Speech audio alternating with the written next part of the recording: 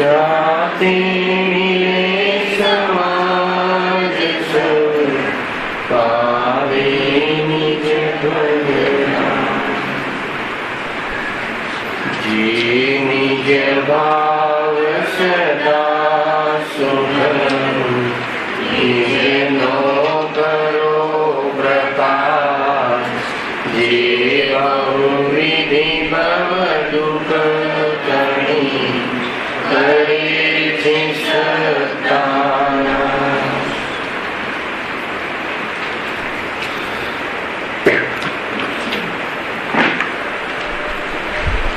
આ શ્રી મોક્ષ માર્ગ પ્રકાશક ગ્રંથ છે. ત્રીજા અધિકાર ઉપર આપણે સ્વાધ્યાય ચાલી રહ્યું છે. મૂળ વાત તો એમ છે કે ચારિત્ર મોહની કર્મના ઉદયથી જીવને ક્રોધાદિરૂપ કષાય ભાવ અને હાસ્યાદિરૂપ નો કષાય ભાવ થાય છે. અને એ કષાય ભાવ અંતર્ગત એની પૂર્તિ કરવાથી અર્થાત એમાં થતી પ્રવૃત્તિને સફળ કરવાથી જે જીવ ઉપાયો કરે છે અને એ ઉપાયોમાં જીવ અતિ વિહવલ અતિ અશાંત રહે છે. અને એ અશાંત જીવનના કારણે અન્ય કાર્યો પણ વ્યવસ્થિત રીતે કરી શકતું નથી. જ્યાં અન્ય કાર્યમાં પણ સૂઝબૂઝ ખોઈ બેસે ત્યાં આત્મકલ્યાણ જેવું મહાન કાર્ય કરવા માટે કષાયોના અંતર્ગત કેવી રીતે સંભવ છે? એટલા માટે એક કષાયના ભાવનો પુરુષાર્થની પ્રેરણા માટે આ અધિકાર પંડિત ટુડનજી અહીંયા ખુલાસાથી કરે છે.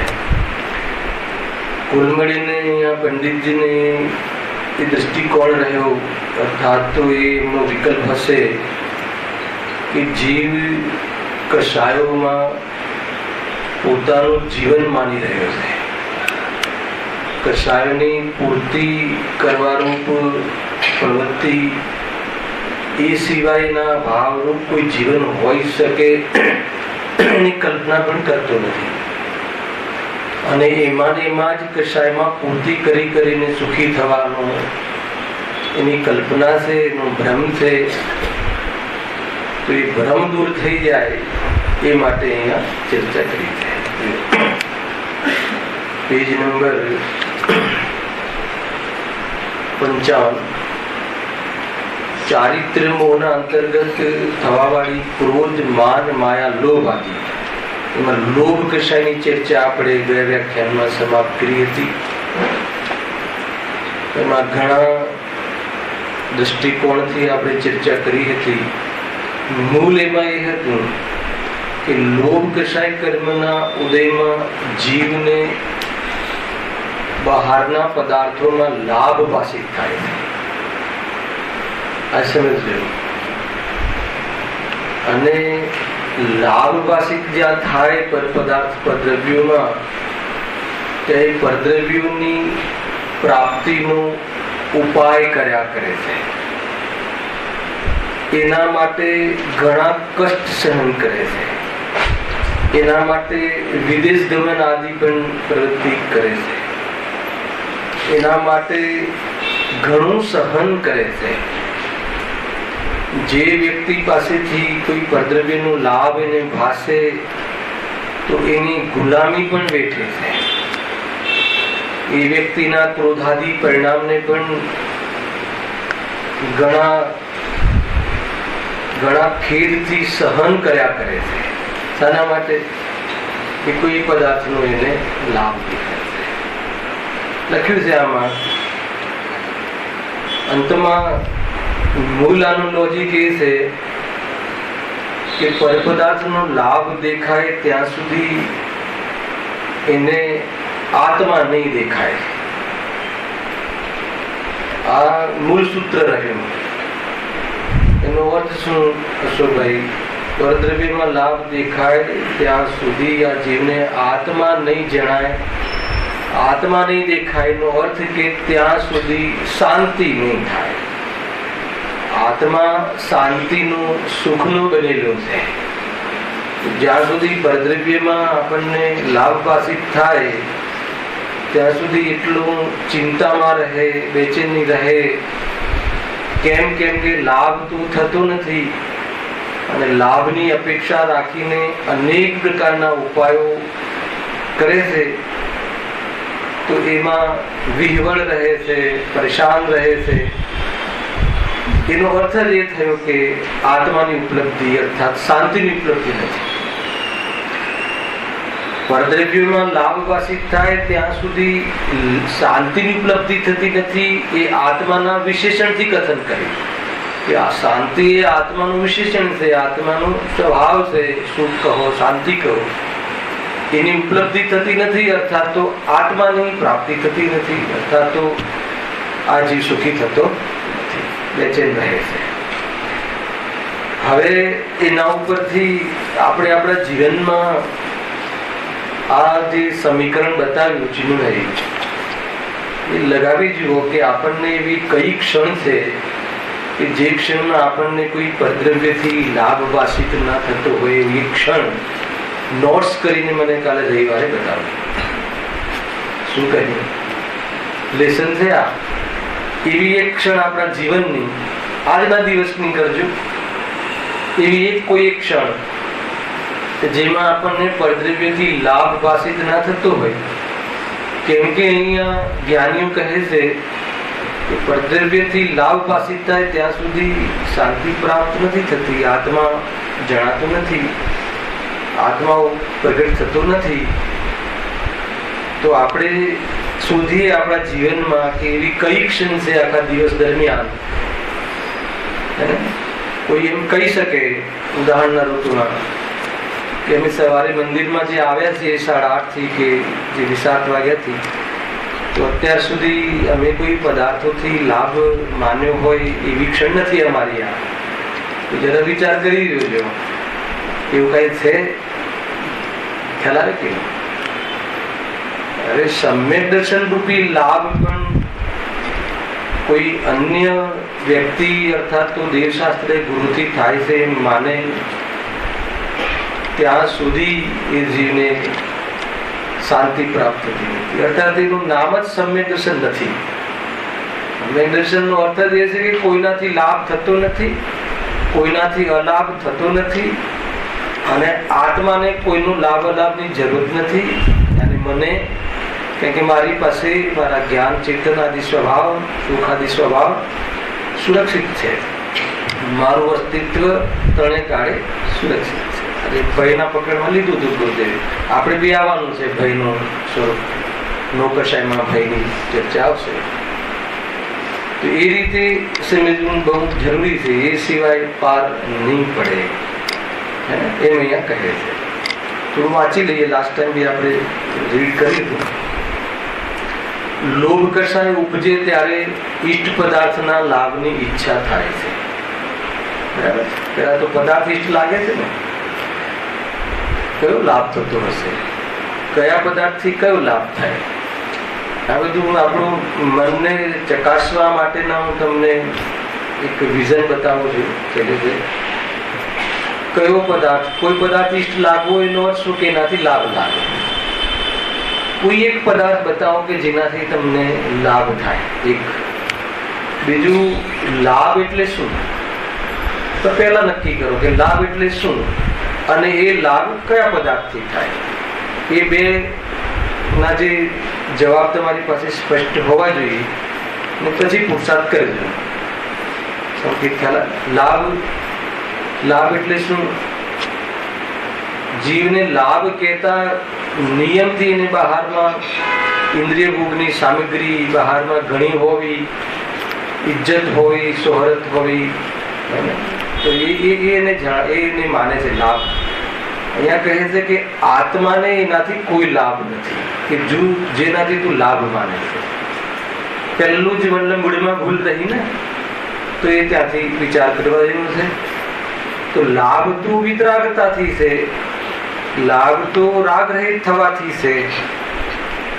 તો રાગ છોડવાનો છે જ્યાં પદાર્થોનો, તો ત્યાં પદાર્થો મને જોઈએ છે, ભાવ છોડવાનો છે, ત્યાં બાહ્યમાં લાભનો કોઈ પ્રકરણ કે પ્રસંગ રહ્યો નહીં. ખ્યાલ આવે ને? તો એ રીતનો લાભ લેવો હોય તો હવે કયા પદાર્થની જરૂર છે? કોઈ પદાર્થની જરૂર નથી એવો અનુભવ થવો એ જ લાભ છે. તો એનો સંસાર ત્યાં જ સમાપ્ત થઈ ગયો દ્રષ્ટિગત. તો અનંત સંસાર વાસના અનંત પદાર્થોને મેળવવાની અભિપ્રાયની આકુલતા, એ તત્ક્ષણ આ વિઝન એનું ખુલે, એમાં દ્રષ્ટિ બેસે, જ્ઞાન એના યથાર્થ વેદ વિજ્ઞાન રૂપ સમ્યક જ્ઞાનને પ્રાપ્ત થાય. એવું જ્ઞાન ઉપયોગ સ્થિરતાને પહોંચી અને આનંદમાં રહે છે. ઘટનાઓ જે ઘટે છે એ તે પદાર્થના પરિણામ છે. પદાર્થોમાં આગળ પાછળ ઉથલ પાથલ બદલાવ થાય છે તે પદાર્થની પરિણતિ છે. અને જ્ઞાનમાં એનું તે ક્રમે જાણવું એ જ્ઞાનનું પરિણામ છે. અને એ પરિણામ થતા જ્ઞાનના પરિણામમાં એ પદાર્થની પરિસ્થિતિનું જ્ઞાન થવા છતાં જ્ઞાનમાં એ કોઈ પદાર્થ પેસી જાય અને આત્માને અથવા જ્ઞાન અને આત્મા એને વિકૃત કરે કે નષ્ટ કરે એવું સ્વરૂપ નથી. જ્યાં એમ સત્યનો પ્રકાશ એના હૃદયમાં થાય તો આ કસાય ઉત્પન્ન નહીં થાય. અને કસાય ઉત્પન્ન નહીં થાય તો શું થશે? દુઃખ નહીં થાય. દુઃખના કારણો મટી ગયા. બીજો કોઈ ઉપાય નથી. હે ને? એ રીતે અમારે ત્યાં ચાલે છે. કઈ ગાથા ચાલે છે? ત્યાં 19મી ગાથા પૂરી થઈ રાયદાસભાઈ અને 21મો શ્લોક ચાલે છે. ત્યાં એક આ જ વાત હતી કે સુખી થવા માટે કેટલું કરવાનું છે? શું કરે?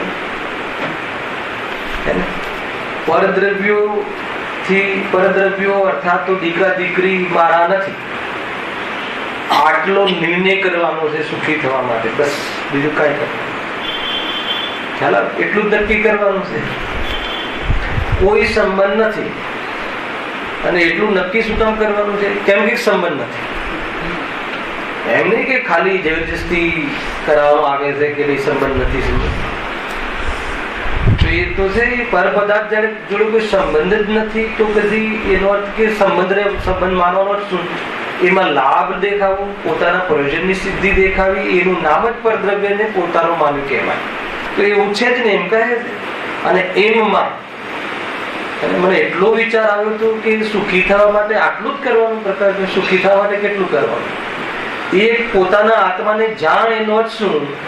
કે આ આત્માને પરદ્રવ્ય સાથે, અને પરદ્રવ્યના નામ આપવા હોય તો દીકરા દીકરીઓ સાથે, દેહ સાથે, અન્ય પદાર્થો સાથે એને કોઈ સંબંધ નથી એમ માન. અને આટલું માનવા માટે કોઈની પરમિશન લેવી પડશે. ચંદ્રકાંતભાઈ, તમારા દીકરાને એ તમારો નથી એ માનવા માટે દીકરાની પરમિશન લેવી પડશે. હા, તો એ પોતાનું અસ્તિત્વ મેં એનાથી માન્યું છે ને. જેનાથી અસ્તિત્વ માન્યું છે એ આ એ જ છે. એટલે કહ્યું ને પોતાના આત્માને જાણ. તો આપણે આત્માને બારામાં શું જાણીએ છીએ? કે હું આના કારણે ટકું છું, આના કારણે મારું અસ્તિત્વ છે. તો કે એ તારું છે જ નહીં પહેલા. ત્યારે ઉપરથી પોતાના સ્વતંત્ર અસ્તિત્વને તું ભૂલે છે લાભ લેવાનો. કેટલું સરળ છે.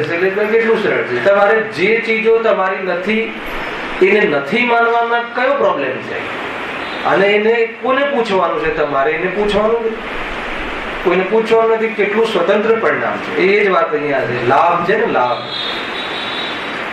લાભ લાગે ત્યાં સુધી સંસાર ઉભો છે. લાભ લાગે ત્યાં સુધી એ સંસારમાં રહેવા માટે લાયસન્સ છે. કયું સંસારમાં રહેવાનું લાયસન્સ કયું છે? હે ને? હવે એ લાયસન્સ ને શું કરવું જોઈએ? ડિસ્પોઝ શું કહેવાય છે? કેન્સલ. સારી ભાષામાં. હવે લાયસન્સ કેન્સલ કરાવી દો. ખ્યાલ આવે કે હે સરળ છે. શું કરાવે? રિન્યુ કરાવે છે. અનાદિથી રિન્યુ કરાવે. બહુ વાત સાચી વાત છે. શું રિન્યુ કરાવે છે? દુઃખી થવાનું લાયસન્સ. સ્વયં કરવાનું છે. બોલો, આમાં કોઈ કોર્પોરેશનની જરૂર નથી. સ્વયં જ નક્કી કરવાનું છે. બહુ સરસ સ્વતંત્ર પરિણામ મળ્યું. બહુ શાંતિથી તત્વનો વિચાર કરવા જેવું છે. બહુ શાંતિથી વિચાર કરીને એમાં અમલ કરવા જેવો છે. એકવાર વિચાર તો કરવા જેવું છે કે ખરેખર કોઈ આપણું છે ખરું, એમ આપણું થઈ શકે ખરું? શું જવાબ મળે છે? જે સર્વજ્ઞ ભગવાને જેવું જોયું છે અને જેવું વસ્તુનું સ્વરૂપ છે એવો જવાબ તમારો અંતરથી આવે અને ગમી જાય જવાબ, એમાં પ્રીતિ ઉપજે, એમાં રસ વધે, તો સમજી લેવાનું કે સંસાર તમારો છે નહીં. સર્વજ્ઞ ભગવાનના જ્ઞાનમાં આપણા મોક્ષની નોંધ છે. બહુ શાંતિથી વિચાર કરવા જેવું છે. આપણે એટલા ઉતાવળિયા છીએ ને કે આ વિચાર કરવાનું ચૂકી દઈએ અને એના પહેલા બધી પ્રક્રિયા ચાલુ કરી દઈએ છીએ, એને સાચવવાની, એને રાખવાની. એના માટે એના પહેલા એક વિચાર કરીને પછી આપણે કરીએ. ખ્યાલ કે નહીં? માન લો કે વગર એગ્રીમેન્ટ કરે આપણે કોઈ ઘરમાં રહેવા જતા રહીએ તો એ ગુનો છે અને એ સજા છે.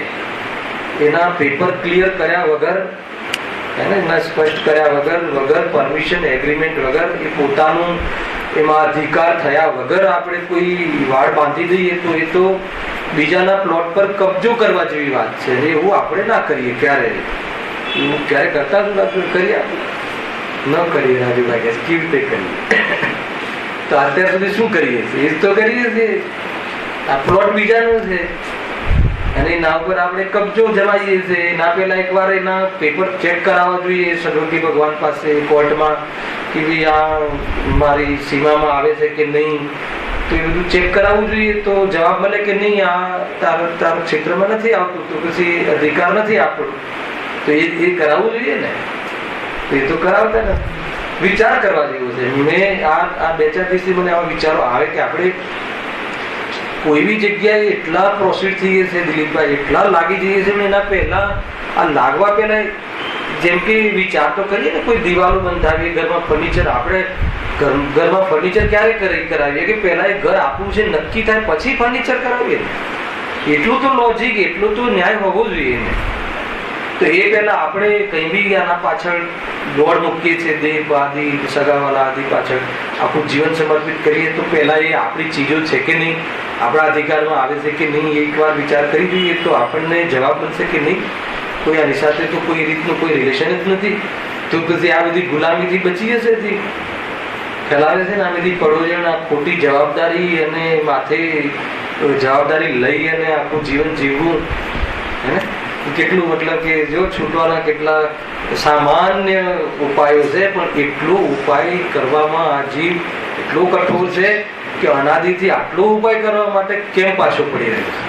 આટલું જ કરવા માટે કેમ એને જચતું નથી? ખબર પણ પડે છે, પણ એટલી કઠોરતા અંદરમાં રહે છે કે એ વળી પાછું છતાં કહે છે કે નહીં, હવે અભ્યાસ ચાલુ કર્યો છે અને વિચાર ચાલુ કર્યો છે, તો કેટલા દિવસ વિચાર કરવાનો, હે ને?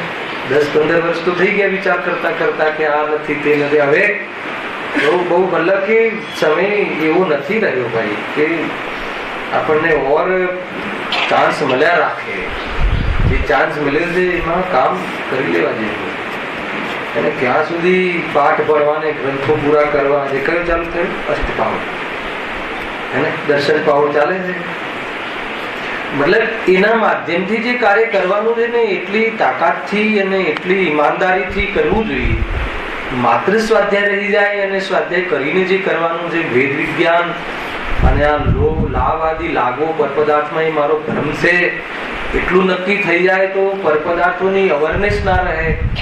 કોઈ ચીજમાં તમને લાભ દેખાય છે, ભ્રમ છે. કઈ ચીજ? કોઈ પણ ચીજ, કોઈ પણ શુભ અનુષ્ઠાન વાળી હોય કે અશુભ અનુષ્ઠાન વાળી, એમાં લાભ દેખાય છે, એનાથી મને ફાયદો થશે, એ મને કંઈક કરશે, એ મને સાચવશે, એ જે પણ એની પાછળ જેટલા આપલક્ષણ હોય એ બધા અપલક્ષણ છે એ છોડવા દેવાના. એના વગર નિરાંત નહીં મળે. એના વગર આ જીવ હંમેશા અશાંત રહેશે, ભયભીત રહેશે અને નશામાં ચકચૂર રહેશે, બેહોશ રહેશે, બાવરો બનીને રહેશે. એ બધા શબ્દો અંદર લખાય છે. અને જે આપણે અનુભવી રહ્યા છીએ એ બધી પરિસ્થિતિ હે ને, એટલા માટે જલ્દી કરવા જેવી વાત છે. કરવાનું શું છે? વેદ વિજ્ઞાન કરવાનું શું છે? સ્પષ્ટીકરણ કરવાનું શું છે? સત્યનો સ્વીકાર કરવાનું શું છે? એક વાર તો નક્કી કરો કે એનાથી લાભ થાય કે ના થાય. જ્યારે વસ્તુ સ્વરૂપમાં જ નથી હે ને, ઝેરમાં અમૃતનો અંશ નથી, અમૃતમાં ઝેરનો અંશ નથી, તો એમાં કલ્પના કરી અને પ્રયાસ કરવો કે એમાં અમૃતનો પાન કરીને અમૃતની કલ્પના કરવી એ વાત તદ્દન ખોટી છે. અને એ અહીંયા કહે છે આ મોહનું પરિણામ છે. સિમ્પલ છે ને, કોઈ ભારે છે આ શાસ્ત્ર સ્વાધ્યાયમાં. કયું સ્વાધ્યાય છે બતાવો? એ ત્રીજો લખ્યું છે. લોભ કશાય ઉપજે ત્યારે ઈષ્ટ પદાર્થના લાભની ઈચ્છા થાય છે. અને એ ઈચ્છા થાય છે એટલે શું કરે છે? તેના માટે તેના અર્થે અનેક ઉપાય વિચારે છે. કયા ઉપાય વિચારે છે? બધાને ખબર છે ને, બધાના ઉપાયો મળતા આવશે. સર્વજ્ઞ ભગવાન અને જ્ઞાનીઓ સિવાય બાકી બધા જીવો સાથે આપણા ઉપાય મળતા આવશે. એમાં કોઈ એનું વિશ્લેષણ કરવાની જરૂર નથી. હર્ષદભાઈ જરૂર છે શું ઉપાય કરીએ છીએ હે ને? ઓપન ચિઠ્ઠી છે, કોઈ ગુપ્ત નથી. આપણે બધા ઓપન થઈને એક તો ઉપાય કરી રહ્યા છીએ.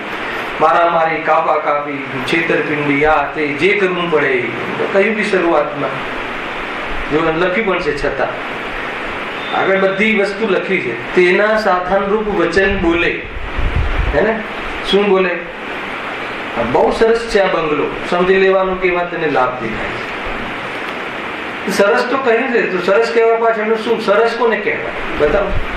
આ સુંદર શર્ટ છે, આ સુંદર પેન્ટ છે, આ સુંદર ફ્લેટ છે, એનો અર્થ શું?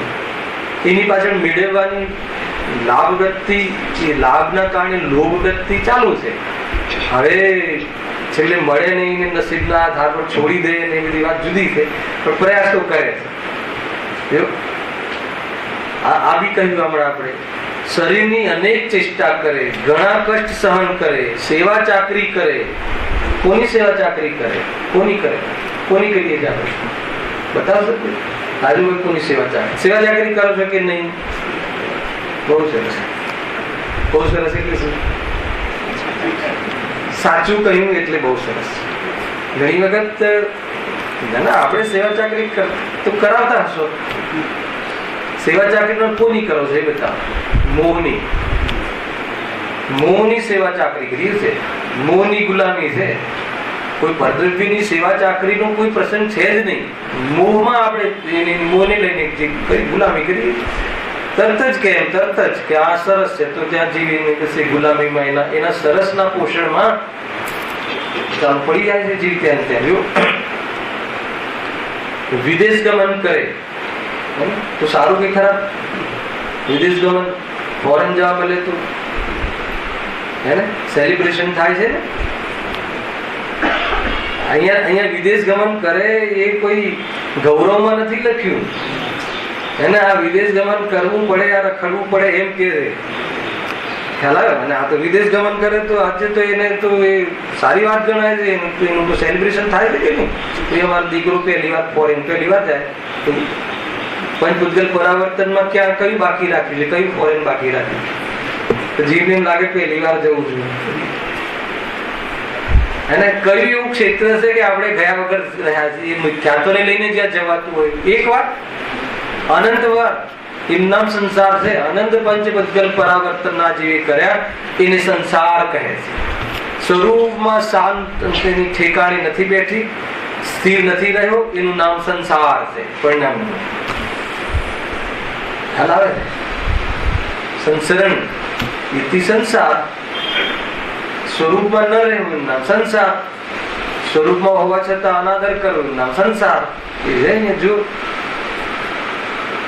ઘણી વખત મને આપણે ચાલતા વ્યવહારમાં આવા એક બે પ્રસંગોમાં કોઈ ખ્યાલ આવે ને કે ભાઈ આજે આમંત્રણ કોઈ આપવા આવે તો સારું આમંત્રણ છે કે ભાઈ આજે મારો દીકરો ફોરેન જાય છે તો મતલબ કે જાણે દીક્ષા લેવા જતો હોય એવી વાત થોડી છે. હેલા પ્રસંગ તો એવો હોય કે દીક્ષા લઈ રહ્યો છે તો સમજમાં આવે થોડી છે. ઘણી જગ્યા બસ બાનું જોઈએ ને કશાય વિષય કશાયના પોષણ. ઘણી જગ્યાએ મેં ગઈકાલે બી કીધું કે પાર્ટીઓ થતી રહે. सानी पार्टी जगह साहब फॉरेन जा रहे हैं, सानी पार्टी जगह साहब फॉरेन से आए એટલે એક પાછી પાર્ટી આ બાનું જે કાંઈ નું કાંઈ એના માટે એરેન્જ કરે ને પછી એમાં ખાવા પીવાની કશાય ને પોષણ કરે અને પોતાના બહાર માન કશાયના શોખ કરે અને એનું પોષણ કરે. આ બધું પ્રકરણ થઈ રહ્યું છે. એક માટે આ બધું પ્રકરણ થયું. એક ખાલી કશાયના પોષણ થયું. તમે જોઈ લેજો એની પાછળ આખી એ બધી વૃત્તિ જોઈ લેજો.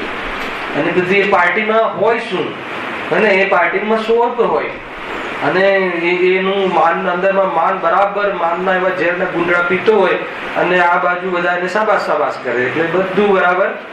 સંસાર એનો કેવો થાય? દઢ થાય. સંસાર એનો પાકો થતો જાય.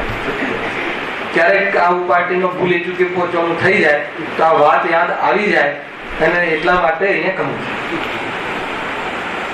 બરાબર છે? મૂર્ખ છે.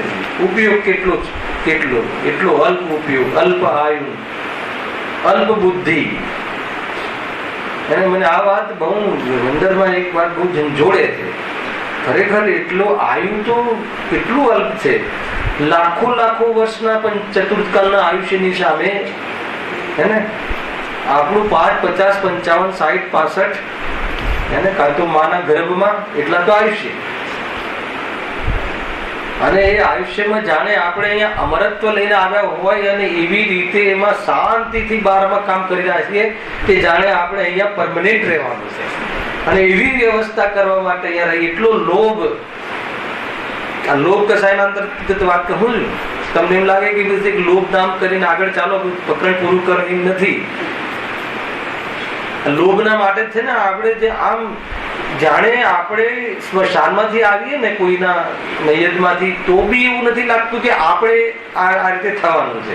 એટલી જ મતલબ કે નિર્ભય રીતે અને એટલી જ મતલબ નઠારા બનીને આપણે એવા લાગેલા છે બહારમાં હે ને.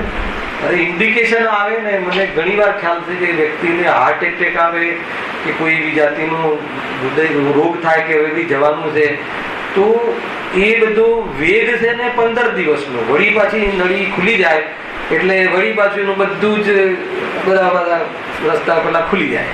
એ 15 દિવસ તો પ્રવચનમાં બી આવે પહેલા બેસીને સાંભળીને. પછી 15 દિવસ પછી એમ લાગે કે ગાયબ થઈ જાય તો હું પૂછું ભાઈ શું થયું પહેલા કે નહીં.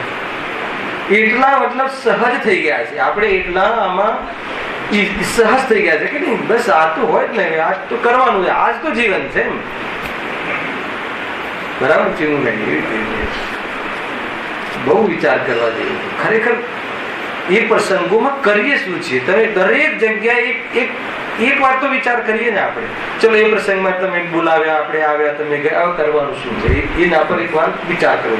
કોઈ બી ચીજ વિચાર કરીને કરવો એ આજના પ્રવચનનો તમે એક સમજી લો કે મેઇન બિંદુ. હવે આપણે વિચાર કરીએ કે ઠીક છે તમારે ત્યાં પ્રસંગમાં બોલાવે કરવાનું છે, ત્યાં જઈને કરીશું શું? વર કન્યાને આશીર્વાદ આપવાનો કે સંસાર તમારો સાજો રહે શું કરવાનું છે?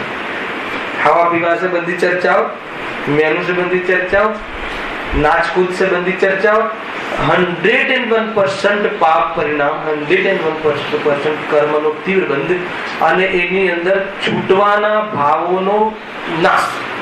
હવે છૂટવાનો જે ભાવ વિતરાગ ભાવ કે આ બધામાં સુખ નથી. માંડ 1 કલાક વિદ્વાને અને ચર્ચાઓ કરીને થોડું બેસાડ્યું તો એનું શું થયું? Wash out. એકદમ વોશ કરી નાખે પાર્ટીમાં જે સ્વયં અને માંડ થોડું કે અહીંયા જાગ્યું કે નહીં આ બધું બરાબર છે.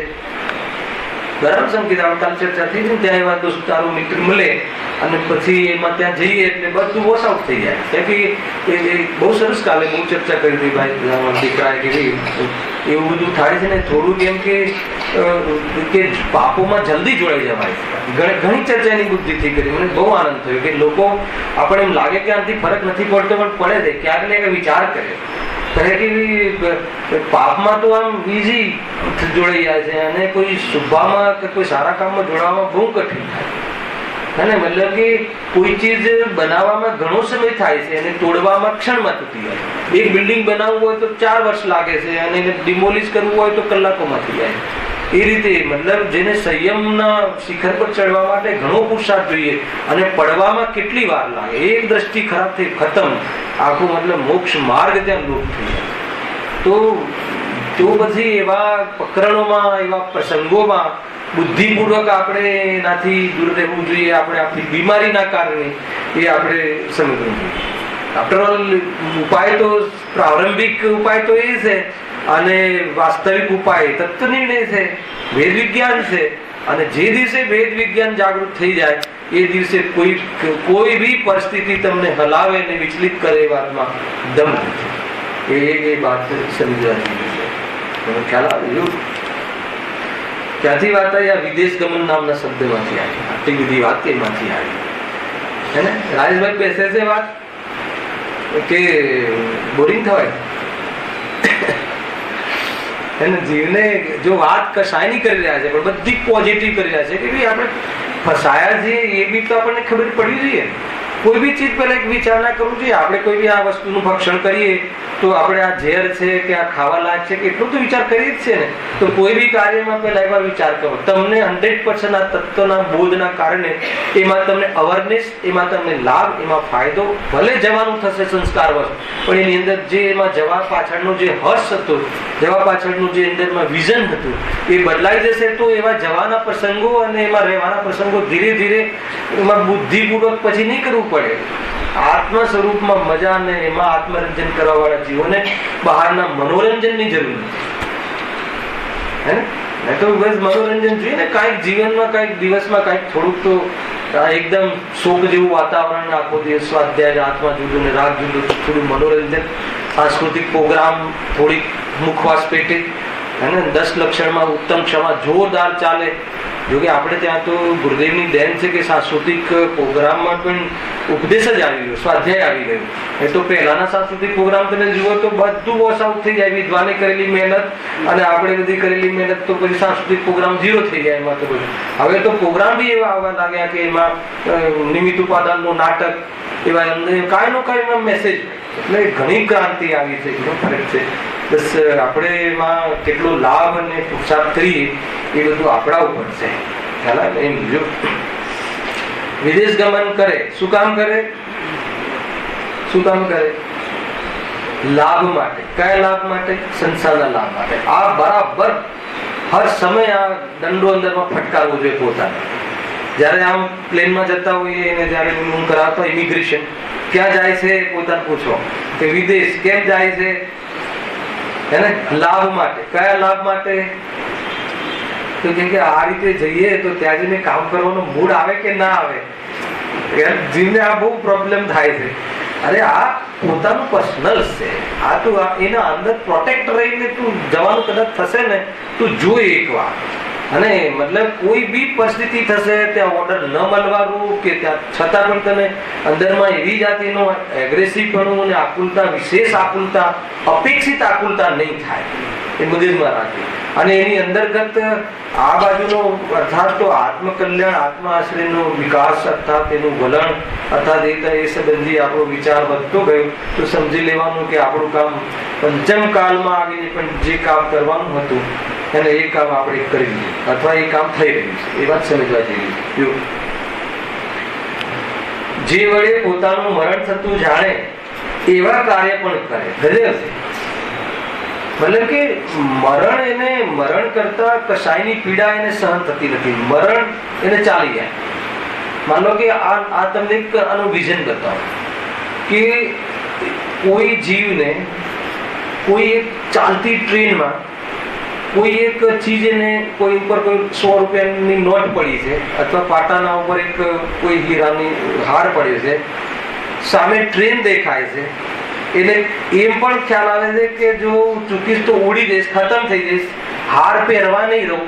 સમજ છતાં બી એટલો લોભ રહે છે કે એ સહન જ થતી એ લોભની પીડા અંદરમાં. તો એ હાર લેવા જાય છે અને એક્સિડન્ટ ભલે થતો, તો એ કિંમત ઉપર પણ બી એ પ્રવૃત્તિ કરે છે. એનું નામ આ મરણના ભોગે પણ એ કાર્ય. લોભ કશાયના કારણે એને મરણ પણ એને એટલું ગૌણ થઈ જાય છે કે જેના માટે જીવન માટે આ કરી રહ્યો છે એ એટલું બધું લોભનું કશાયોનું કામ હોય છે. દરેક પ્રસંગોમાં દરેક કશાયોના અંતમાં આ વાત એને લખી છે પંડિતજી કે ભાઈ મરણ પણ થતું જાણે, મરણની પણ અવગણના કરે છે. મરણ થતું ભલે મરણ થતું. એના આધાર ઉપર તો અહીંયા 2000 ને 5000 રૂપિયાની નોકરી માટે જીવો લટકતા અને ટ્રેનોમાં અને કોઈ બી રીતે કાંઈ પણ થાય એને મને એમ ખ્યાલ આવે કે કાલે કર્ફ્યુ લાગવાનો છે ને કાલે અહીંયા બોમ્બ ફૂટવાનો છે, તો પણ હું ગ્રાણીનો ત્યાં મતલબ કોઈ ફોન આવી જાય તો એક થોડું બચાવીને જશું, પોલીસને પૈસા ખવડાવીને જશું, કઈ બી રીતે એનો માર્ગ કાઢે છે. પણ એને એ પણ આ કોણ કરાવે છે? લોભ કરાવે છે. લોભમાં શું થાય છે? લાભ લાગે છે. શાનો લાભ લાગે છે? બોલો, જે ચીજ ભોગવવા બી રહી ના શકે એને ખ્યાલમાં આવે બુદ્ધિમાં, તો પણ બુદ્ધિ એટલી કુંઠિત થઈ જાય છે કે હું એ મેળવી લઉં. તો એ અહીંયા કહે છે આવી પ્રવૃત્તિ આપણે આપણા જીવનમાં ઘણી વાર કરીએ છીએ, નિરંતર કરીએ છીએ. જીવન તો આયુષ્ય તો ઘટી જ રહ્યું છે ને, છતાં આપણે એમાં ઘટાડો આપણામાં આયુષ્ય ઘટી રહ્યું છે કે મોટા થઈ રહ્યા છીએ?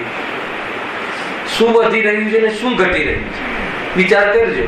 જીવન ઘટી રહ્યું છે અને લોભની તૃષ્ણા વધી રહી છે, તો જે બી 2-5 મિનિટનો કે એ પણ ઉપયોગ આમાં લાગતો નથી. એને ફિઝિકલ 1 કલાક અહીંયા હોવા છતાં આના પછી એટલી એપોઇન્ટમેન્ટ ખીચામાં હોય છે કે આ 1 કલાક અહીંયા હોવા છતાં અહીંયા નથી હોતું. એનું નામ લોભ કશાય. તમે આને તમે ઊંડા ઉતરો ને તો ખ્યાલ આવે કે એક પદાર્થની ઈચ્છામાં આટલું બધું છે. અહીંયા તમને લોભ કશાય છે? હા, અહીંયા કઈ લોભ કશાય? એને ખીચામાં લિસ્ટ, ફોન સાયલેન્ટ ફોનમાં વારંવાર જોવાનો ભાવ. અરે ઘણા જેવી તો મને ઘણી વાર મોટા પ્રસંગોમાં જવાનું થાય ને દિલીપભાઈ, તો ઘણી વાર મેં પ્રવચનોમાં ફોન કરતા જીવને જોયા છે. પાછળ અહીંયા કે કોઈ વખત આપણે પાછળ બેસવાનો વારો આવી જાય તો પેલો ભાઈ આખી પૂરી વાત કરી લે પ્રવચનમાં. અને મને એટલું અંદરથી થાય કે જીવને આટલો લોભ કે કમસે કમ એટલો વિવેક કે 1 કલાક ભાઈ કમસે કમ અહીંયા હું એટલા માટે આયતનો રાખ્યા છે. ઘરે તો એટલા માટે કઈ નો કઈ આજુબાજુ બધી જ લાઈનો ચાલુ હોય, જેવી મતલબ સચિત અચિત બધી લાઈનો ના ખ્યાલ આવે. એને સચિત એટલે બાળકો આદિ અને અચિત એટલે આ બધા ફોન આદિ બધી જ લાઈનોના કનેક્શન ડિસ્કનેક્ટ ના કર્યા હોય એટલા માટે નિશ્ચય નામનો શબ્દ રાખે છે અહીંયા મંદિરમાં આયતનમાં આવવાનો. ખ્યાલ તમારા ઘરે આ પ્રશ્ન થયો હતો દિલીપભાઈ, જયારે આપણે ઘરે કરી શકતા હોય તો આયતનમાં જવાની જરૂર શું છે? તો કે એટલે જરૂર છે કે આપણી બુદ્ધિ એટલી આપણું શુદ્ધિ એટલી નથી, તો ઘરમાં ક્યાંય ને ક્યાંય છોકરું પડે કે અવાજ આવે તો ઉપયોગ ભાગ દઈને ત્યાં જાય. અને પછી કયું ચિત્ત લાગવાનું છે? તો કમસે કમ એટલા તો આપણે સજ્જન છીએ કે બુદ્ધિપૂર્વક નક્કી કરીએ કે ભાઈ 1 કલાક હું હવે આ બધું ડિસ્કનેક્ટ કરીને જાઉં. એનું નામ નિશ્ચય. ભાગવત ભાગ 1 ખ્યાલ આવે? ચંદ્રકાંત ભાગવત ભાગ 1 થી ચલાવવા જેવું છે અને એટલી બધી જોરદાર બધી વસ્તુઓ છે. બધું ફરી શરૂ કરીએ. આવવાની રીત, બેસવાની રીત, સાંભળવાની રીત, અને પછી શું સાંભળીએ છીએ મેટર. તો ગુરુદેવ પાદનો આપણો પ્રતાપ છે, મટીરિયલ બહુ છે, પણ એ મટીરિયલમાં શું એમનું કેવું થાય છે તમે જુઓ. આ બધા લોભ ભોગ કસાય તો એને જ્ઞાનીઓ યુ જીતી લે છે, આત્માથી યુ જીતી લે છે. કસાયને જીતવાનો પસંદ કરો, કસાયની પૂર્તિનો પસંદ નહીં કરો. એનું નામ વાસ્તવમાં આત્માથી. આ આત્માથી વ્યાખ્યા. જે કસાયને જીતવાનો પ્રયાસ કરે, કસાયની પૂર્તિનો પ્રયાસ ના કરે, એ વાસ્તવમાં સાચો મોક્ષાર્થી છે. એને મુમુક્ષુ કહેવાય છે. ખ્યાલ આ બધી વ્યાખ્યાઓ તમે અંદરમાં ખ્યાલ આવે કે આપણે કેવું પાસે જો એ રીતે છે. જે વડે પોતાનું મરણ થતું જાણે એવા કાર્ય પણ કરે, જેમાં ઘણું દુઃખ થાય એવા પ્રારંભ પણ કરે.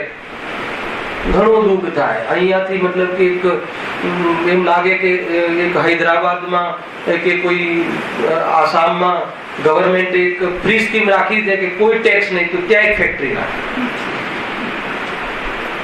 એવો પ્રારંભ કરે. ખાવાના ઠેકાણા ના રહે. જેના માટે કરે છે એ ચીજ છોડે. ગજબ છે આ જીવની બુદ્ધિ. ખ્યાલ કે નહીં? શાના માટે? ત્યાં સસ્તું પડે, લાભ વધારે થાય, અને આપણે પછી શું પણ લાભ લેશો ક્યારે? નહીં, 50 વર્ષ સુધી લાભ માટેની વ્યવસ્થા કરીએ અને પછી લાભ લેશું. ખ્યાલ આવે કે હું લૌકિક લાભ કહું છું, આત્મિક લાભની તો અહીંયા વાત નથી આ પ્રસંગમાં. એ જીવની બુદ્ધિની વાત કરું. ખ્યાલ આવે કે નહીં? બહુ વખત એમ થાય, માંડ એક ઇન્સ્ટોલમેન્ટ ખતમ થાય એટલે બીજો એક ફ્લેટ તૈયાર કરે, એટલે પાછા એના 20 વર્ષ સુધી ઇન્સ્ટોલમેન્ટ ભરવાનું. એક 20 વર્ષમાં પ્રારંભ શબ્દ પડ્યો છે. એવું પ્રારંભ 20 વર્ષમાં એને નક્કી કરી લીધું, એને એક પ્રકારથી બુકિંગ કરી લીધું કે હવે 20 વર્ષ તો આપણે ગુલામી કરી કે ભરો, અહીંયા કમાવો, 50,000 નો ઇન્સ્ટોલમેન્ટ ભરો, અને એના પછી પાછું દીકરો કે તમે બહાર જાઓ. દીકરો ના કે તો આયુષ કર્મ કે બસ બહુ થઈ ગયું, તમારું જે કરવાનું હતું, તમારે જેના માટે આપીને જવાનું હતું થઈ ગયું, ડ્યુટી ફિનિશ. વિચાર કરવા જેવો છે. થોડી સાદી વાતોમાં પણ એને બહુ જ જાગી જવા જેવું છે. નિરંતર કરવાનું કાર્ય છે. એના માટે એટલું દાયિત્વ આપીને આ આત્મકલ્યાણ, વેદ વિજ્ઞાન, આત્મ સ્વરૂપનું ચિંતન, દેહશાસ્ત્ર, ગુરુના સંપર્કમાં રહેવાનો કાર્યક્રમ અને એ જાતિના ઉજળા કાર્યો, એનાથી વંચિત રહેવાની કોઈ જરૂર નથી. એ કેમ કે બહારનું જે પણ કાર્ય સદાય છે એને એના ઉપાદાનથી જોઈએ તો એ પદાર્થમાં થવા વાળું કાર્ય થાય છે. આપણા સંયોગમાં આવા તરફથી જોઈએ તો એ વસ્તુનું ઉદયાધીન છે.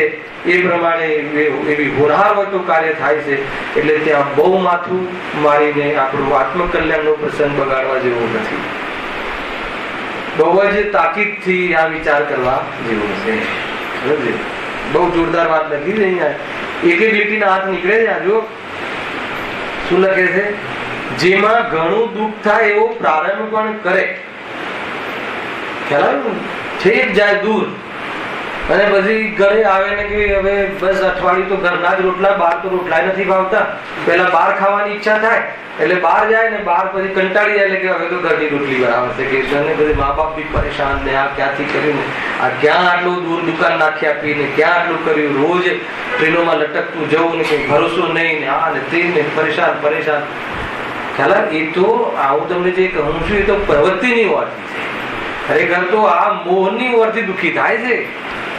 ખ્યાલ કે નહીં? દેહ બુદ્ધિ થી દુઃખી થાય છે. તું સુખ માને છે દેહમાં અને તું માને છે કે હું કરું છું. સૌથી પહેલા તો એ કર્તૃત્વ બુદ્ધિ ચારે બુદ્ધિઓને એટલી મતલબ કે પોષણ કરે છે, કૂટીને ભરે છે અંદર ફ્યુચર માટેની. શું કહ્યું? કઈ બુદ્ધિ? ચાર. એકત્વ બુદ્ધિ, કર્તૃત્વ, મમત્વ, ભોક્તૃત્વ. એ ખુલે તો એ અનાદિકાળથી જે કરી રહ્યો છે એનું ચિત્ર નીકળે, એનું ભયાનક ફોટો નીકળે અંદરથી જીવનો. છતાં છઠ્ઠી ગાથામાં કહે છે કે એની વચ્ચે જ્ઞાયક ભાવ સુરક્ષિત છે. અને જોતા આવડી જાય તો આ બધી ચીજો તો ક્ષણધંસી છે. અને ત્રિકાલિક વસ્તુ અંદરમાં એકવાર તું ચાખી જાય તો સાદી અનંતકાળનો વેપારી છે. આદિ અનંતકાળ સુખનો તું ધણી છે. અનાદિ અનંત જે છે એ તું સ્વામી છે અને એનો અધિકારી છે. તું અનંતકાળ ભોગવવા માટેનો એકવાર તું તારો અધિકાર તું જતાવ એટલું જોરદાર તારું આ ચેતનાનું સ્વરૂપ છે. ચેતનની કહાની તો શું કહે? આ બધી કહાની ચેતનની નથી, આ તો અનાત્માની વાત છે. જે પોતાને આત્મા નથી માનતો એવા અનાત્માની વાત છે કે હવે આ કલંક છે, આ કલંક મટાડવા માટે તું તૈયાર થા. ક્યાં સુધી? જીવનમાં દુઃખ પાસે થતું નથી. કેવું લાગે, મતલબ કેવું સહન કરે? ત્રિલોક ગુરુદેવ તો કે 3 લોકનો નાથ અને ભિખારી થઈને ફરે, કેવું જ લાગે, કેવું કલંક છે. એ વ્યક્તિને અંદરમાં કોઈ એવું ત્રિલોકીપણું અને પોતાનું સ્વરૂપ ભાષિત થયું હશે ત્યારે કીધું ને કે ભાઈ આ જે ભિખારી થઈને ભોગોમાં બસ આ તુચ્છ વસ્તુઓ પાછળ આટલી બધી ખરેખર કે તું મર્દાનગી છોડી દીધી છે એમ કહે ગુરુદેવ. નપુસક થઈ ગયું છે એમ કહે. સાચી વાત છે એમની પર. એટલે એ રીતે આપણને ઝંઝોડે અંદરથી કે તું ઉભો થા. બહુ જોરદાર ચેતના તારી મુરઝાઈ ગઈ, આટલા પાપોમાં દબી ગયું છે, તું હવે દબાવવાની જરૂર નથી. ચેતના તો બહુ જોરદાર છે. એકવાર ચૈતન્યની સામે જો ખ્યાલમાં આવે છે કે બેસે છે વાત એ રીતે છે. જો કઈ વાત બેસે છે? લોભની, લાભની કે આ સમજમાં આવે છે? એકદમ મતલબ કે સરળ છે. થોડીક બુદ્ધિ અને પૂરું સમર્પણ હે ને ભગવાન બનાવી દેશે. એટલે થોડી બુદ્ધિ, બહુ બુદ્ધિ થોડી લાગવા, સમર્પણ જોઈએ, સમર્પણ પૂરું જોઈએ. બુદ્ધિ બહુ થોડી બુદ્ધિ, યથાર્થ બુદ્ધિ, સમર્પણ પૂરું. એક વાર કરી દીધું. બહુ બહુ તો શું થઈ જશે? એક વાર કરી દીધું ને આપણે બધા શું થઈ જશે? બહુ બહુ તો આ 20-25 વર્ષ જેવી આપણે સામાન્ય જનરલાઇઝ સ્ટેટમેન્ટ છે. પર્સનલ તો સર્વજ્ઞને જઈને પૂછો કે કેટલા સમય રહેવાનું. હેલા તો એની અંદર શું કરી નાખીશું નવું? કેટલું લઈ લઈશું વધારે? એમ સાપ સીડીની રમત છે. ચાલ સાપ સીડી રમી છે કોઈ દાડો? હે ને બરાબર, મતલબ કે 100 ના આંકડા પર 99 માં આવી જાય અને ફટાક દઈને એવું નીચે 1 પર આવી જાય. જી ઘરે કહે કે હવે શું કરવાનું, અને ફરીથી પાછું 62-60 વર્ષે ફરીથી પાછો ચાલુ કરે. એ ત્યારે બી ન વિચારે, ત્યારે બી એને વેરાગ ન આવે કે અરે આ તો આપણા હાથની વાત નથી. એટલું સમજીને સ્વરૂપમાં રહેવું અને 2-4 રોટલા અને 2-4 વસ્ત્રથી બાહ્ય જીવન નિભે છે. બાહ્ય જીવન, અંતરંગ જીવન નિભાવવાની ચૈતન્ય શક્તિ પૂરી પડી છે. એકવાર મસ્તીમાં રહે, બાકી કયા ચોપડી નો થાય છે કે આ રાજુભાઈ આ રીતે જીવ્યા અને નો થાય તો તારે મારે શું? હે ને અંદરમાં કેવી રીતે જીવ્યું એનું મહત્વ છે ને, અને બહારમાં આ રીતે જીવ્યા અને આ રીતે રહ્યા ને એને તો કોની ચર્ચા છે? એ તો હું છું જ નહીં. તું જેને કહે છે કહા કરે. એના કહેવાથી આપણો સંસાર મટતો નથી અને મોક્ષ બગડતું નથી. આપણા પરિણામથી બધું થાય છે. એટલે આપણે જાગી જવા જેવું છે. આ વાત મુદ્દાની છે. ખ્યાલ આવે કે નહીં? આજે હમણાં મને આવતા વિચાર આવે તો કે ભાઈ કોઈ મને ઓળખે કે આ ભાઈ વિદ્વાન છે, કોઈ મને ઓળખે કે આ ભાઈ મતલબ કે શ્રેષ્ઠ છે કે ટ્રસ્ટી છે કે શેઠ છે કે જે પણ છે. કોઈ મને ઓળખે એનાથી શું મતલબ છે? હું મને ઓળખું ગાયક તરીકે, મને કોઈ ના ઓળખે એનાથી મને શું પ્રોબ્લેમ થવાનો છે? હું મને ના ઓળખું તો પ્રોબ્લેમ છે. મને કોઈ ના ઓળખે, હું કોઈને ના ઓળખું એનાથી કોઈ પ્રોબ્લેમ નથી. હું કોઈને ના ઓળખતો અહીંયા તો શું પ્રોબ્લેમ? અને મને કોઈ ના ઓળખે તો શું પ્રોબ્લેમ? તો હું મને ના ઓળખું તો બહુ મોટો પ્રોબ્લેમ. એ જ પ્રોબ્લેમ છે અત્યારે. આવે છે કે આપણને આપણી પહેચાન ખબર ભૂલી ગયા છે ને, એટલા માટે તો પર પદાર્થોનો લોભ તો છે ને. પહેચાન શું છે? તને કઈ વસ્તુથી લાભ થાય, તારે કોઈ વસ્તુની જરૂર ક્યાં છે? તારી પહેચાન તો કર કે તને ચૈતન્ય રૂપ, તને સુખ માટે, આનંદ માટે અને તારી ભયને અભાવ કરવા માટે, અનસિક્યોર ફિલિંગને મટાડવા માટે તારે કયા પદાર્થની જરૂર છે? સમ્યક જ્ઞાનની જરૂર છે. ને સમ્યક જ્ઞાનથી તું ઠસો ભરેલો છે. એક વાર સમ્યક જ્ઞાન, સાચા જ્ઞાનથી, હે ને સ્વપરના વિભાગ પૂર્વક પ્રગટ થતું જ્ઞાન દરેકના જીવમાં હોય છે. પ્રવચન સારની 123 કે 24 વ્યાખ્યા લખી છે. સમ્યક જ્ઞાનની વ્યાખ્યા, ઉપયોગની વ્યાખ્યા એ રીતે એને તમે દિશા બદલો, બસ એટલો આનંદ આવશે. રાજુભાઈ ગેરંટી છે. આ તો આચાર્યની ગેરંટી છે, સંતની ગેરંટી, ગેરંટેડ માલ છે. આ ચાઇનાનો નથી. આવે છે કે નહીં? ખાલી શો ઓફ નથી. સરસ દેખાય પૂઠું ને અંદરમાં કાંઈ બી ભાઈ એવું નથી. પ્યોર છે આ તત્વ જ્ઞાન. એક એક વસ્તુ સમજવા. આપણે આ વસ્તુ વાંચી જઈએ છીએ પણ આપણે કરીએ છીએ એ નથી ખબર પડતી આપણને. શું? જેમાં ઘણું દુઃખ થાય એવા પ્રારંભ પણ કરે. કોણ કરે? જેમાં ઘણું દુઃખ થાય છે એવો પ્રારંભ હું કરી રહ્યો છું. એમ વાંચો. હવે વાંચવાની સ્ટાઇલ બધી બરાબર છે કે ઘણું દુઃખ થાય એવો પ્રારંભ, ઘણું દુઃખ થાય. એ રીતે ઘણી વખત જનરલાઇઝ વાત છે શૈલેષભાઈ. સમાજમાં સાથે બેઠા છીએ એટલે ખ્યાલ આવે ને, કોઠા સમાજ, આપણો રાજ્ય સમાજ આદિ. તો કોઈને પૂછે કેમ પ્રવચનમાં દેખાતા નથી? તો કે ઘરમાં લગ્નનો પ્રસંગ છે.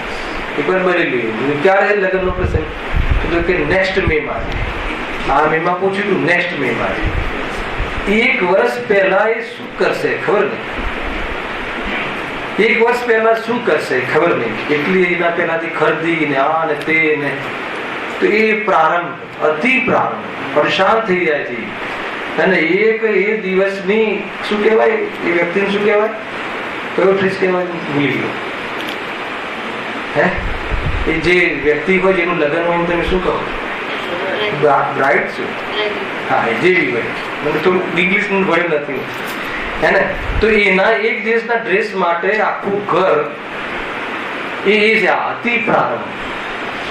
એને અહીંયાથી વિદેશ જાય, તમને ખ્યાલ નહીં હોય રાખજો, વિદેશ જાય અને ત્યાંથી એ વસ્તુ સીવડાવીને રહીને લોકો આવે અને 10 મિનિટ પહેરે.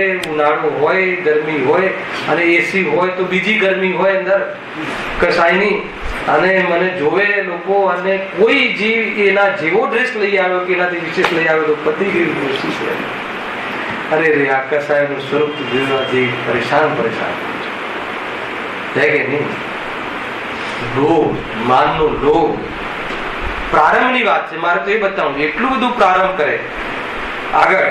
હવે તમે વિચાર કરજો, આખા દિવસમાં નોટ ભરાઈ જશે હે ને.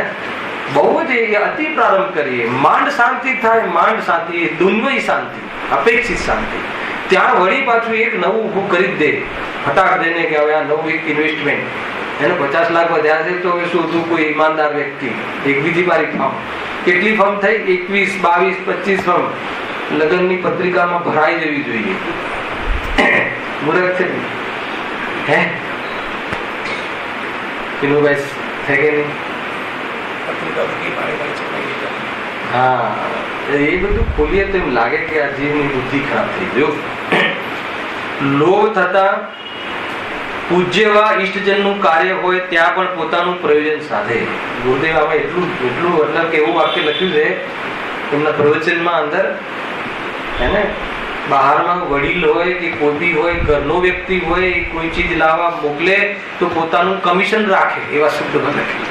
એટલે પ્રવચન પોતાનો પૈસા અંદર રાખે એ રીતે લખ્યું, સાદી સાદી ભાષા. અને એને એ પણ ખ્યાલ ના આવે કે ભાઈ આ વેપાર નથી, પણ લોભી જીવ એમ કે નહીં, મને કઈ મળતું હોય તો કામ કરું, ચાહે પછી પિતાનું હોય કે ભાઈનું, મને કઈ મળે ફાયદો તો કામ કરું. એ વાત છે. જો કાંઈ વિચાર રહેતો નથી, કાંઈ વિચાર રહેતો નથી એટલે કાંઈ વિવેક રહેતો નથી. એમ વિચાર રહેતો નથી નો ખ્યાલ આવ્યો? કોઈ એ વિચારનો વિચાર જ ના કરે, એનું શું થશે એ જાણે. તારે માં મરી ગઈ હોય કે બાપ મરી ગયો હોય, મારું કન્ટેનર જવું જોઈએ, મારો માલ આજની ડિલિવરી થઈ છે, આજ પછી. અરે પણ તું વિચાર તો કર હે ને. એવું પણ વિચાર કરતો નથી. એમ અહીંયા કહેવું છે જેટલું ખુલવું એટલું ખુલ્યા નહીં. આપણે કરી રહ્યા ખ્યાલ આવે કે નહીં? આપણે ત્યાં કામવાળી આવે અને એ કહે કે ભાઈ હું કાલે જ મને 101 તાવ હતો, આજે તો સારું છે ને, આજે એ તું શું કરે છે, શું કરે છે? કાંઈ વિચાર રહેતું નથી. મેં તને 1200 રૂપિયા આપું છું ને એક કામના, 1200 રૂપિયા આપું છું ને તને, 1200 રૂપિયામાં એને ખરીદી લીધી હોય એટલો અધિકાર કરે. લોભ, દાસ દાસી યાદી, પરિગ્રહ. વળી પ્રાપ્ત થયેલી ઈષ્ટ વસ્તુની અનેક પ્રકારે રક્ષા કરે. આખું જીવન વિતાવી દે ને પછી મતલબ શું કહે ને, અને એ ભાવ પૂરો થઈ જાય તો સાપ બનીને પણ રક્ષા કરે. એટલું અંદરમાં એકત્વ કરે. કોઈ લઈ જશે, આ છોકરાઓને છેતરી જશે, મારા છોકરા ભોળા છે, અરે તું શું કરે છે, ખ્યાલ આવે કે નહીં? એટલું અંદરમાં રાખે તો એ જે નિયમથી ત્યાં પછી એની રક્ષા માટે એવી એક વ્યવસ્થા મળી જાય. તું સાપ બનીને અંદરમાં ઝેર રાખ કે તારા છોકરા સિવાય કોઈ આવે તો તું એને ડસજે. ખ્યાલ આવે છે કે નહીં? કેવા ભાવ કરે છે જીવ. વળી પ્રાપ્ત થયેલી ઈષ્ટ વસ્તુની અનેક પ્રકારે રક્ષા કરે તથા ઈષ્ટ વસ્તુની પ્રાપ્તિ ન થાય, ઈષ્ટનો વિયોગ થાય, એને પ્રાપ્તિ ન થાય, રક્ષા ન થાય, એને વિયોગ થાય તો આ બહુ મૂળ વાત છે. તો પોતે અંતરંગમાં ઘણો જ સંતાપવાન થાય છે, ઘણો દુઃખી થાય છે અને કોઈ કોઈની રક્ષા કરી શકતું નથી. આગળ તો વાવા વાળી છે, કદાચ રક્ષા થઈ જાય તો, કદાચ એ વસ્તુનો યોગ થાય તો આગળના પકડમાં. જો પોતાના અંગોનો ઘાત કરે અને પછી સંતાપવાન થાય એટલે શું કરે? પછી પોતાના ઉપર બધું, પોતાના અંગોનો ઘાત કરે, પોતાનું નુકસાન કરે, આપઘાત કરે. લખ્યું છે વિષ ભક્ષણાદિ કરી મરણ પામે. શાનાથી? લોભ કસાય થતા જીવ આ ટાઈપની પીડા સહન ન થાય, 100 કરોડ રૂપિયા જતા રહે તો સૌથી પહેલા એ પડતું મૂકે. આપઘાત કરે, એને મરણ મંજૂર છે, પણ લોભ કશાય સહન નથી થતી એવી પીડા. એના માટે આ બધું ચીજો થાય છે એવી વાત અહીંયા કરી છે. એક પ્રકારથી આ લીટી અંતિમ વાંચું છું એ પ્રમાણે કસાયો વડે પીડિત થતો જીવ એ અવસ્થાઓમાં પ્રવર્તે છે, અને કસાય થાય, કસાયનો ઉદય થાય તો આવી બધી પ્રવૃત્તિમાં પ્રવર્તે છે. અને શું થાય છે? સંતાપવાન થાય, મૂળ દુઃખી થાય. હવે આગળનું નવું પ્રકરણ વળી એ કસાયોની સાથે નો કસાય થાય છે ત્યાં હવે આજનું જે પ્રવચન હતું અષ્ટપાવનમાં ભયનું, એનું બી કાલે કનેક્શન કરીશું. હાસ્ય, પછી શું શોક, રતિ, અરતિ, ભય, જુગુપ્સા, 3 પ્રકારના વેદ પરિણામ, એમ 9 નો કસાય, બધી એની ટેકનિકલી ચર્ચા કરીશું. એની સ્વરૂપની ચર્ચા કરીશું, ક્યાં સુધી રહે. આજના વિષયમાં આવ્યું હતું 8મા ગુણસ્થાન સુધી ભાવલિંગી સંત શ્રેણી ચડવાવાળા જીવોને ત્યાં સુધી અમુક કસાયો રહે. અને અહીંયા તમે કસાયોનું ભેદ જ્ઞાન કરાવો છો તો શું સ્વરૂપ છે, શું એંગલ છે, શું દ્રષ્ટિકોણ છે, એની ચર્ચાઓ અનેક રીતે આપણે આ પ્રકરણના અંતર્ગત ઓરબી કરીને એનું સ્પષ્ટીકરણ આપણે કરીશું. સહેજાનંદી